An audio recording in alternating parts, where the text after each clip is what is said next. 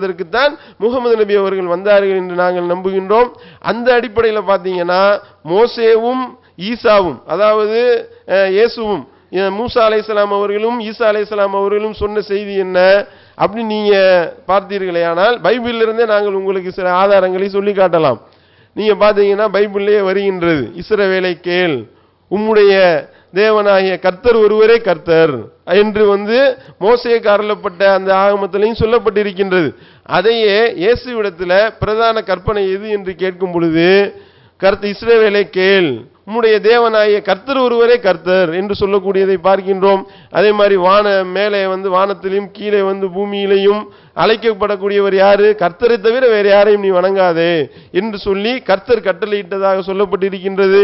அதே மாதிரி உம்முடைய கர்த்தரிடத்திலே உன்னுடைய முழு இருதயத்தோடும் முழு ஆன்மாவோடும் முழுமையாக நீ அவனை அன்பு கூறுவாயாக, அந்த கர்த்தரை நீங்கள் வணங்க வேண்டும். அதை அவ்வாறு வணங்குவதும் அவர் அனுப்பியவராகிய இயேசுவை நீங்கள் நம்புவதும் தான் உண்மையான நித்திய ஜீவன் என்று நாம் என்ன சொல்லிக் கொண்டிருக்கின்றோம் என்றால், இஸ்லாம் எந்த கருத்தை சொன்னதோ, எப்படி முகமது நபி அவர்கள் எந்த கருத்தை சொன்னார்களோ அதே கருத்தை தான் இயேசு அவர்களும் சொல்லி இருக்கின்றார்கள். பின்னாடி வந்தவர்கள் இயேசுவே வணங்குவதற்குரிய ஒரு நிலைக்கு ஆளாக்கி விட்டார்கள், வணங்க ஆரம்பித்து விட்டார்கள் என்று இஸ்லாம் சொல்லி காட்டுகின்றது. அதுக்குண்டான ஆதாரங்கள் நிறைய நாங்கள் பைபிள்ல இருந்து நிறைய எடுத்து வைத்திருக்கின்றோம். அதாவது மத்தேயு அதிகாரம் 7:23 நீங்க எடுத்து பார்த்தீர்களே, ஆனால் அந்த நாளில் அநேகர் என்னை நோக்கி உம்முடைய நாமத்தினாலே தீர்க்க தரிசனம் உரைத்தோம் அல்லவா, உம்முடைய நாமத்தினாலே பல அற்புதங்களை செய்தோம் அல்லவா, உம்முடைய நாமத்தினாலே அநேக அற்புதங்கள் அநேக காரியங்களை செய்தோம் அல்லவா என்று கேட்கும் பொழுது இயேசு அவர்கள் என்ன சொல்றாங்க? அக்கிரமம் செய்கைக்காரர்களே என்னை விட்டு அகன்று போங்கள், உங்களை நான் ஒரு காலத்திலும் அறியேன். காரணம் என்ன? என்னை நோக்கி கர்த்தாவே கர்த்தாவே என்று எவன் அழைக்கின்றானோ அவன் பரலோக ராஜ்யத்தில் பிரவேசிக்க முடியாது. மாறாக என்னுடைய பிதாவினுடைய சித்தத்தின்படி யார் நடக்கின்றானோ அவனே பரலோக ராஜ்யத்தில் பிரவேசிக்க கடவன். என்னை நோக்கி கர்த்தாவே என்று அழைப்பவனுடைய உதாரணம் வழுக்கு பாறையின் மீது தன்னுடைய வீட்டை அமைத்தவனை போலாவான். பிதாவை நோக்கி எவன் அழைக்கின்றானோ அவன் கண்மலையின் மீது ஒரு நல்ல ஒரு சாங்கான ஒரு இடத்தின் மீது தன்னுடைய வீட்டை அமைத்தவனை போலாவான் என்று இயேசு சொன்னார்கள். இயேசு அவர்கள் சொன்னதாக பைபிள் சொல்லி காட்டுகின்றது. இப்ப என்னை நோக்கி யார் கர்த்தாவே கர்த்தாவே என்று அழைக்கின்றானோ அவன் பரலோக ராஜ்யத்தில் பிரவேசிக்க முடியாது. உங்களுக்கு பரலோக ராஜ்யம் வேண்டும் என்றால் என்னை நோக்கி நீங்கள் கர்த்தாவே கர்த்தாவே என்று அழைக்க கூடாது என்று சொல்லி இயேசு ரொம்ப தெளிவாக கட்டளையிட்டு இருக்கின்றார். அதே மாதிரி பூமியில தேவனை தவிர வேற யார் நல்லவர், யார் நல்லவர் இல்லை என்று சொல்லி தான் உட்பட நல்லவர் இல்லை என்று இயேசு சொன்னதாகவும் பைபிள்ல நம்ம பார்க்கின்றோம், புதிய ஏற்பாட்டில் வரக்கூடிய செய்திகளை. அதே மாதிரி என்னால எதுவும் செய்ய முடியாது, நான் சுயமாய் ஒன்றும் செய்கிறது இல்லை, என்னுடைய பிதாவானவரே என்னை எல்லாத்தையும் வழி நடத்தி கொண்டிருக்கின்றார் என்று சொல்லக்கூடியதை பார்க்கின்றோம். அதே மாதிரி உங்களுக்கு ஒரு குழந்தையை 2 குழந்தையை ஒரு பெண்மணி தூக்கி கொண்டு மறுமையில் நீங்கள் ஒரு குழந்தையை உங்களுடைய வலது பாரிசத்திலும் இன்னொரு குழந்தையை உங்களுடைய இடது பாரிசத்திலும் நீங்க வைக்க வேண்டும் என்று சொல்லும் பொழுது இயேசு என்ன சொல்றாரு? ரைட், ஓகே, நான் என்னால செய்ய முடியும் என்று சொன்னாங்களா? அப்படி சொல்லவில்லை. எப்படி சொல்லி காட்டுகின்றார்? என்னால ஒன்றும் செய்ய முடியாது, என்னுடைய பிதாவினுடைய சித்தத்தின்படிதான் என்னால செய்ய முடியுமே ஒழிய எனக்கு ஒன்றும் அதிகாரம் இல்லை என்று சொல்லக்கூடியதை நம்ம பார்க்கின்றோம். இந்த மாதிரி நீங்க பைபிள் நெடுக எடுத்து பார்த்தீர்களே, ஆனால் இறைவனை தவிர, ஒரே இறைவனை தவிர வேறு யாரையும் நீங்கள் வணங்கக்கூடாது என்பதைத்தான் இயேசுவும் சொல்ல வந்தார். ஆனால் பின்னால் வந்தவர்கள் என்ன பண்ணிட்டாங்க? அந்த வசனங்களை மாற்றி அல்லது அவர்கள் தங்களுடைய விருப்பத்திற்கு தகுந்த மாதிரியான வசனங்களை உள்ளே நுழைத்ததனுடைய விளைவு இந்த மாதிரியான சகோதரர்கள் பாதை மாறி செல்வதற்கு ஒரு வாய்ப்பாக அமைந்து விட்டது என்ற அடிப்படையில் தான் நம்ம இத்தகைய நம்பிக்கையை வைத்திருக்கின்றோம். அதோடு மட்டுமல்லாமல் இயேசு இறைவன் இல்லை என்பதற்கும் பைபிளே நிறைய ஆதாரங்களை சொல்லி காட்டுகின்றது. அவர் அழுதிருக்கின்றார், அவர் சிரமப்பட்டார், துன்பப்பட்டார், அவருக்கு பல விஷயங்கள் தெரியவில்லை. இப்ப நம்ம முதல்ல சொல்லி காண்பித்தோமா இல்லையா? இறைவனுடைய இலக்கணங்கள்னா என்ன? அவருக்கு பசி இருக்கக்கூடாது, தூக்கம் இருக்கக்கூடாது, மறதி இருக்கக்கூடாது, அதோடு மட்டும் இல்லாமல் அவருக்கு பலவீனங்கள் இருக்கக்கூடாது. இது போன்று எந்தெந்த பலவீனங்கள் எல்லாம் இறைவனுக்கு இருக்கக்கூடாதோ அனைத்து பலவீனங்களும் இயேசுவுக்கு இருந்திருக்கின்றது. ஹய்யுல் கய்யூம், இறைவன் என்பவன் நித்திய ஜீவனாக இருக்க வேண்டும். இயேசு கொல்லப்பட்டு அவர் 3 நாள் இறந்து விட்டார் என்று சொல்லப்பட்டு இருக்கிறதை பார்க்கின்றோம். திரும்பி உயிரோடு மறுபடியும் அவர் உயிர் கொடுத்து எழுப்பப்பட்டார், அதனால கடவுள் என்று சொன்னால், திரும்ப உயிர் கொடுத்து எழுப்பப்பட்ட பிறகும் அவர் பசியா இருக்கு, எனக்கு ஏதாவது சாப்பிட கொடுங்க என்று தேன் கூட்டு துணிக்கையும் மீனையும் பொரித்த மீனையும் வாங்கி சாப்பிட்டார் என்று லூக்காவிலே நாம் பார்க்கின்றோம். அப்ப இது போன்று இயேசு இறைவன் இல்லை என்பதற்கும் பைபிளே நிறைய ஆதாரங்கள் இருக்கின்றதை நம்ம பார்க்கின்றோம். அந்த அடிப்படையில் இஸ்லாம் சொல்லக்கூடிய இந்த ஓரிரை கொள்கையை, அதுதான் இயேசுவும் சொன்னார், மோசேவும் சொன்னார், அதுக்கு முந்தைய அனைத்து தூதர்களும் சொன்னார்கள், அதை பின்னால் வந்தவர்கள் மாற்றிவிட்டார்கள் அப்படின்றதுதான் நாங்கள் வைத்திருக்கக்கூடிய ஒரு நம்பிக்கையாக இருக்கின்றது. அந்த அடிப்படையில் உங்களை வரவேற்று அந்த வரவேற்பு உரையோடு இந்த செய்திகளை நான் சொல்லி, ஏன்னா ஒரு நீண்ட உரை மாதிரி போனால் நிறைய நமக்கு மத்தியில் கலந்துரையாடல், நிறைய கேள்விகள்லாம் கேட்கணும்னு தான் நீங்கள் வந்துருக்கீங்க. அப்போ உங்களுடைய அந்த இதுக்கு ஒரு தடை போட்ட மாதிரி ஆயிடக்கூடாதுன்றதுனால ஒரு சுருக்கமான முறையில் இதை நான் முடித்துக்கிறேன். நண்பர்கள் அனைவருக்கும் எங்களுடைய அன்பான காலை வணக்கம். எல்லா புகழும் இறைவனுக்கு. இறைவன் மிக பெரியவர். இஸ்லாத்தில் என்னை கவர்ந்த மிக அற்புதமான 2 வரிகள். 1995ஆம் ஆண்டு நான் மதுரைக்கு இறையில் படிக்கலாம் என்று நான் வந்த பொழுது, மதுரை வீதிகளிலே நான் உலாவிக் கொண்டிருந்த பொழுது, மதுரையில் இன்றும் மிக அற்புதமான ஒரு போக்குவரத்து பேருந்து வசதியை இயக்கிக் கொண்டிருக்கின்ற ஒரு நிறுவனம் லக்கி டிராவல்ஸ். அதனுடைய அனைத்து பேருந்துகளிலுமே முன்பும் பின்பும் எழுதியிருப்பார்கள், இறைவன் மிக பெரியவர், எல்லா புகழும் இறைவனுக்கு என்று சொல்லக்கூடிய வாசகம் இஸ்லாத்தினுடைய மிக அற்புதமான ஒரு வாசகம். அதை படித்த பிறகுதான் கிறிஸ்தவத்தினுடைய இறையல் தாக்கத்தோடு அதை பொருத்தி பார்க்கிற பொழுது, இந்த உலகத்தில் இருக்கின்ற எந்த ஆற்றலும் எந்த சக்தியும் இறைவனுடைய ஆற்றலுக்கு மிகுதியானது அல்ல. எல்லாமே இறைவனுடைய ஆற்றலுக்கும் இறைவனுடைய சக்திக்கும் உட்பட்டது. எனவே இந்த உலகத்தை இயக்கிக் கொண்டிருப்பதும் இந்த உலகத்தில் இருக்கின்ற அனைத்து சக்திகளுக்கும் மெய்யான சக்தியாக, உண்மையான சக்தியான, மேலான சக்தியாக ஒரு இறை சக்தி இருந்து கொண்டிருக்கிறது. அதுவே மெய்யான இறைவன் என்பதை நாங்களும் புரிந்து கொள்வதற்கு அந்த வாசகம் எங்களை நெஞ்சில் தொட்டது, குறிப்பாக என்னில் நெஞ்சில் தொட்டது. இந்த ஒரு கருத்தோடு நாங்கள் வந்திருக்கிற நபர்களை குறித்தும் எங்களுடைய நோக்கத்தை குறித்தும் ஒரு சில வார்த்தைகளை நாங்களோடு பகிர்ந்து கொள்கிறோம். தோழர்களே, எங்களுடைய நோக்கம் என்னவென்று சொன்னால், இந்தியா என்பது நாம் அனைவரும் அறிந்த வண்ணமாக பல சமயங்கள், பல இனக்குழுக்கள் வாழ்ந்து கொண்டிருக்கின்ற ஒரு பரந்த ஒரு சமுதாயமாக, ஒரு பெரிய நாடாக இருந்து கொண்டிருக்கிறது.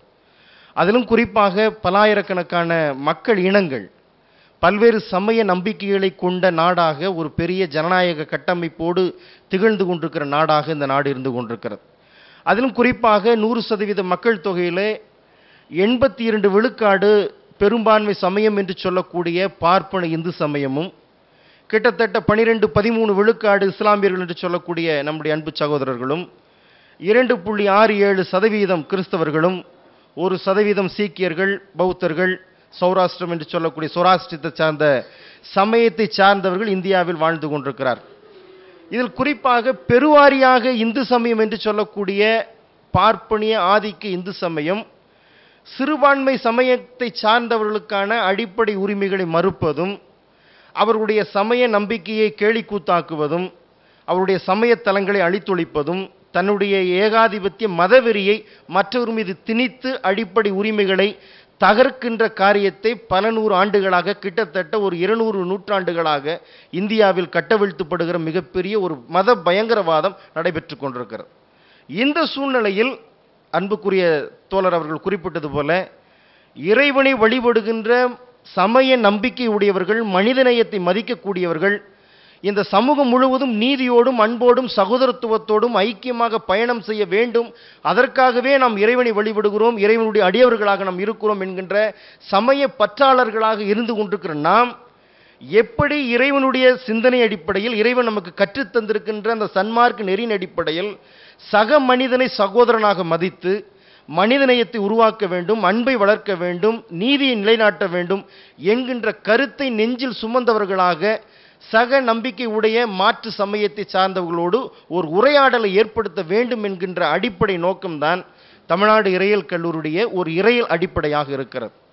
அதன் அடிப்படையில் தான் அங்கே படித்து கொண்டிருக்கின்ற கிறிஸ்தவ திருச்சபைகளுக்கு ஆயர்களாக போதகர்களாக பயிற்றுவிக்கப்படுகின்ற மாணவர்கள் தாங்கள் படிக்கிற பொழுதே ஒரு சமய பிற்போக்குத்தனத்தோடு நான் சார்ந்திருக்கின்ற சமயம்தான் மெய், மற்றதெல்லாம் பொய், மற்றதெல்லாம் அழிவுக்கு நேரானது என்கின்ற ஒரு சமய ஏகாதிபத்திய வெறியோடு வளராமல், நான் ஒரு இறை நம்பிக்கையோடு இறைவனுடைய பற்றோடு நான் வாழ்ந்து கொண்டிருக்கிறேன், என்னுடைய சமயப்பற்று சக மனிதனை நேசிக்கின்ற சமயப்பற்றாக இருக்க வேண்டும், நாம் அனைவரும் ஒன்றிணைந்து அந்த மெய்யான பரம்பொருளை, அந்த மெய்யான இறைவனை தேடுகின்ற அந்த சமத்துவ பயணத்திற்கு நாம் வழிநடக்க வேண்டும்.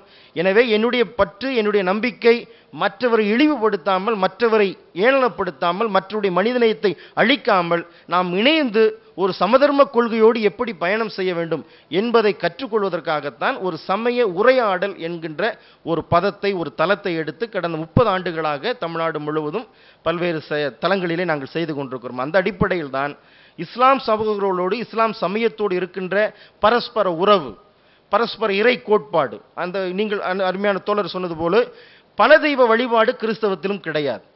அவர் குறிப்பிட்டது போல எல்லா சக்தியும் பெற்ற ஒரே கடவுள், ஒரே பிதா என்று சொல்லக்கூடிய யாவே தான் மெய்யான கடவுளாக கிறிஸ்தவர்களாகிய நாங்கள் நம்புகிறோம். அவருடைய ஒரு வெளிப்பாடு தான், அவருடைய ஒரு மேசியாவான ஒரு இறை தூதுவனான ஒரு வெளிப்பாடு தான் கிறிஸ்துவாகிய இயேசு கிறிஸ்து என்பதை நாங்கள் நம்புகிறோம்.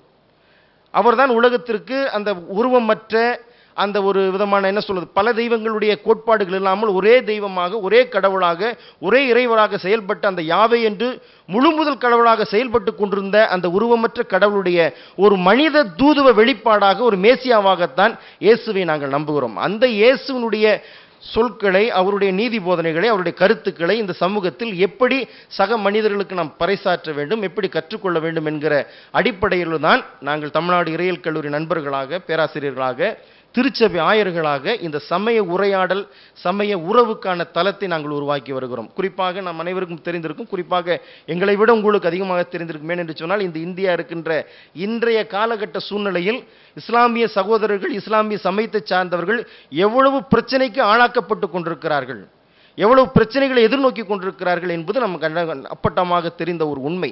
எனவேதான் இந்த சமயத்தின் பெயரால் ஏற்படுகின்ற காழ்ப்புணர்ச்சி, சமயத்தின் பெயரால் ஏற்படுகிற வன்முறைகள், சமயத்தின் பெயரால் ஏற்படுகிற போராட்டங்கள், இவைகளை தவிர்த்து நாம் அனைவரும் மனிதநேயத்தை மையமாக வைத்து செயல்படக்கூடிய ஒரு சகோதரத்துவ அமைப்பாக, ஒரு நீதி சார்ந்த ஒரு குழுக்களாக நாம் இணைந்து செயல்படுத்த வேண்டும், செயலாற்ற வேண்டும் என்கிற நோக்கத்தோடு தான் இந்த நாளிலே நாங்கள் வந்திருக்கிறோம். எனவே இஸ்லாத்தில் நிறைந்திருக்கின்ற மனிதநேய கருத்துக்கள், குறிப்பாக முகமது நபி அவர்கள் சொன்ன அற்புதமான சிந்தனைகள், நீங்கள் நம்பிக்கொண்டிருக்கிற அதே ஓரிரை கோட்பாடு, உருவமற்ற கடவுள் வழிபாடு, நாங்கள் நம்பிக்கொண்டிருக்கிற அதே யெகோவா என்ற ஒரு கடவுள் கோட்பாடு, இயேசு என்ற இறை தூதுவர் மேசியாவுடைய வெளிப்பாடு, இவைகள் அனைத்தும் ஒன்றாக இணைந்து, தோழர் சொன்னது போல எந்த ஒரு சமயமும், எந்த ஒரு இறை தூதுவரும் மற்ற சமயத்தையோ, மற்ற மனிதர்களையோ, மற்ற நம்பிக்கை உடையவர்களை அழித்து தன்னுடைய கருத்தை நிலைப்படுத்த சொல்லவே இல்லை, துன்புறுத்தி சொல்லவே இல்லை. ஆனால் அனைவரும் ஏகவிதமாக ஒரே சிந்தனையோடு, ஒரே பரஸ்பர உறவோடு, ஒரு அந்த முக்தியை நோக்கி, அந்த அவர் சொன்னது போல ஒரு மோட்சத்தை நோக்கி, அந்த எல்லா விதமான பரம்பொருளை நோக்கி நாம் பயணம் செய்வதற்கான நடைமுறை சாத்தியங்கள் தான் இப்போது நடைபெற்றுக் கொண்டிருக்கிறது. அதில் ஏற்படுகிற காழ்ப்புணர்ச்சியும், பிற்போக்குத்தனமும், பழமைவாதம் தான் பல நேரங்களில் பகைமையும், போராட்டத்தையும், போர்களையும் உருவாக்கி கொண்டிருக்கிறது. எனவே இந்த கருத்தோடு தான் நாங்கள் அனைவரும் இங்கே வந்திருக்கிறோம். எனவே இந்த கருத்தை உங்களோடு நாங்கள் பகிர்ந்து கொள்ளவும், நீங்கள் இந்த சமூகத்திற்கும், இந்த கிறிஸ்தவத்திற்கும், இஸ்லாமியத்திற்கும் இருக்கின்ற ஒருமைப்பாடு, எவ்வாறு நாம் இணைந்து செயல்படலாம், எவ்வாறு இந்த மனிதநேயத்தை வளர்ப்பதற்கு நம்முடைய ஒன்றுபட்ட ஒரு செயல்பாடு, அவரவர் தங்களுடைய நிலைப்பாடுகளிலே, அவரவர் தங்களுடைய கொள்கையிலே, இறை பற்றிலே இருந்து கொண்டிருந்தாலும் மனிதர்களாக, தமிழர்களாக, இந்தியர்களாக நாம் எவ்வாறு இணைந்து செயல்பட வேண்டும்.